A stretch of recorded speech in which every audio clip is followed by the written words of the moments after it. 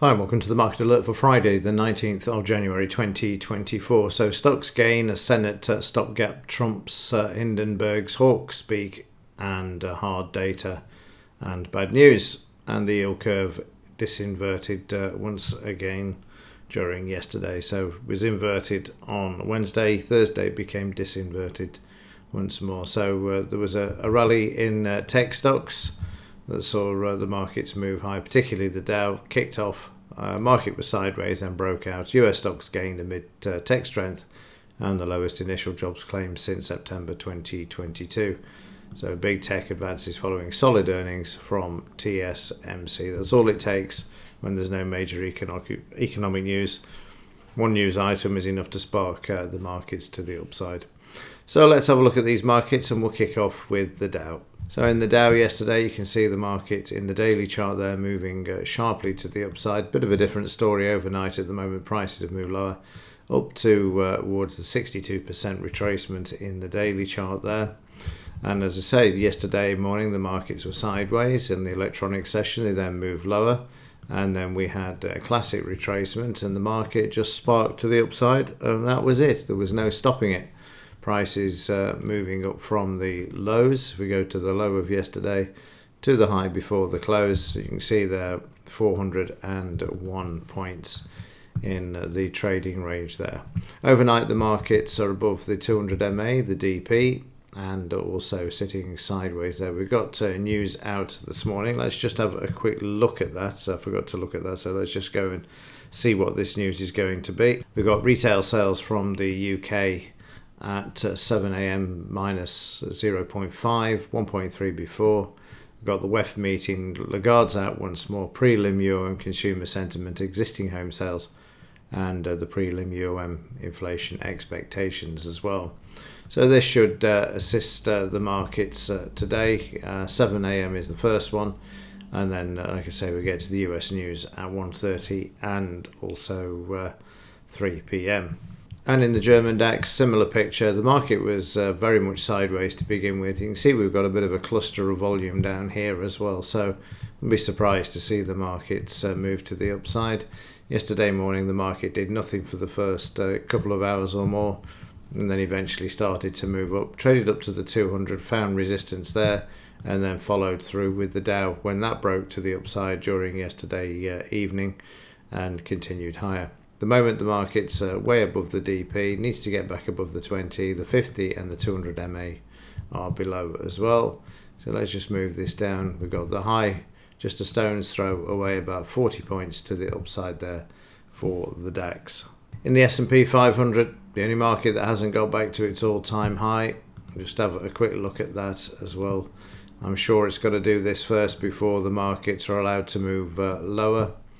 And there you can see we've got that 4817.5 that needs to be taken out. But so far this month, first month of the year, the market's still on the highs.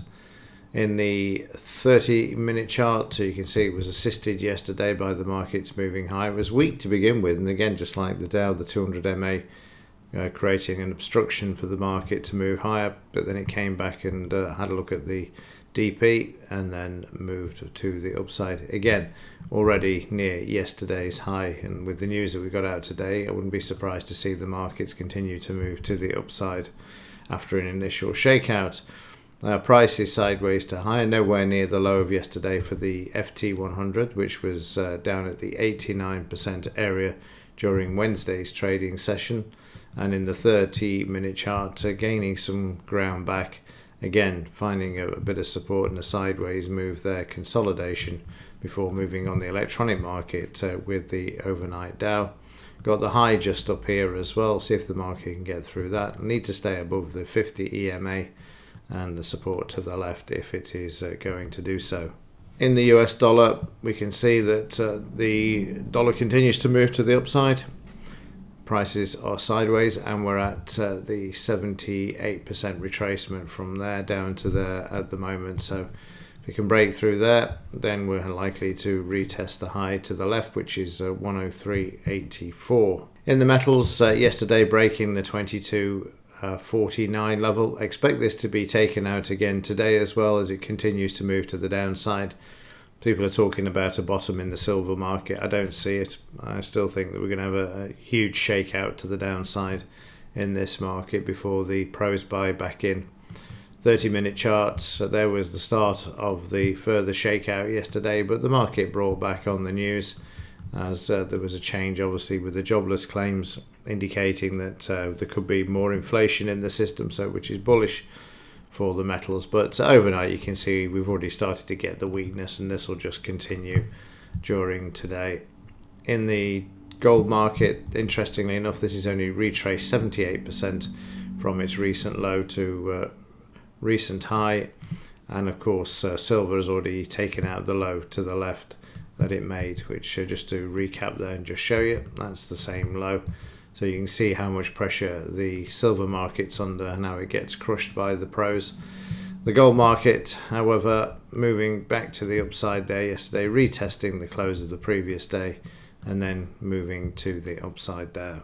And no surprise in the gold-silver ratio, continuing to move to the upside. As I said before, 92 is the first upside target, just around here.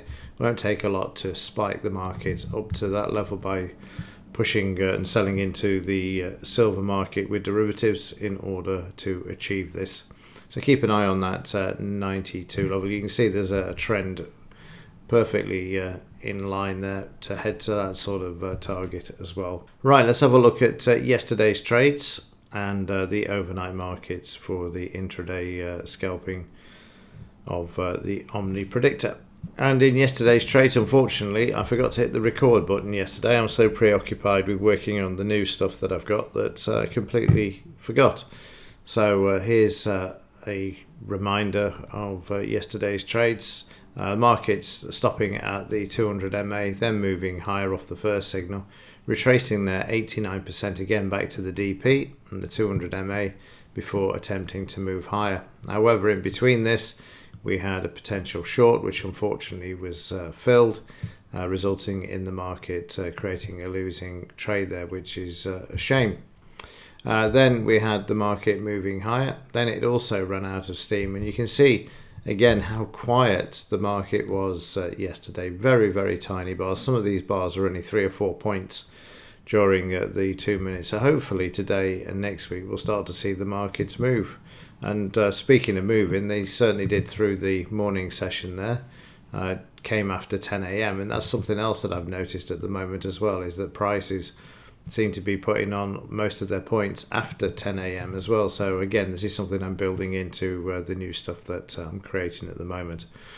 So the afternoon started with a bit of a move to the downside. It got to 9 points within the scalp level, or within 1 point. And then we had the long there that moved the market back to the upside. And then late into the evening, the market moving higher with the Dow, as you see there, prices start to take off and just continue with the Dow, as we saw earlier, putting on over 400 points before it closed. So let's have a look up to date where we are, and you can see there that we're starting to move back to the upside. As I said earlier, the high is only about 30 points away now. Need to take out that 200 MA, which it's trying to do at the moment, and then move back to the high of yesterday. In the daily charts, we can see prices are attempting to move to the high already. So what I would be doing is looking at putting in some fibs there to see where those targets are likely to be should the market continue to move higher from here. Okay, that will do it for this one. That's it for today and for this week as we head into the weekend. So have a great weekend. Let's see if the markets will play ball today and move from the open, as opposed to after sitting here for 2 hours and then waiting for them to move. Okay, that's it. Like I say, have a great weekend, and as ever, thanks for watching. See you in the next one.